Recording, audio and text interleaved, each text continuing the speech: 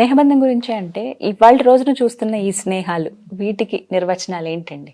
నిజమైన స్నేహం ఏంటి అని అంటే, హ్మ్. నాకు ఇలా ఉంటేనే నాకు నచ్చుతుంది, హ్మ్. ఈ స్థాయి వాడే నాతో నేను నా ఫ్రెండ్ ఉండగలుగుతా. అంటే ఇలా ఉండాలి అని. నా ఫ్రెండ్ అంటే వాడి యొక్క అవసరాలను నేను పూర్తి చేయలేను, కానీ నా అవసరాలు వాడు పూర్తి చేయాలి. హ్మ్. ఎంత స్వార్థం చెప్పండి. స్వార్థం ఎక్కడ ఉంటుందో అక్కడ ఫ్రెండ్షిప్ ఉండలేదు.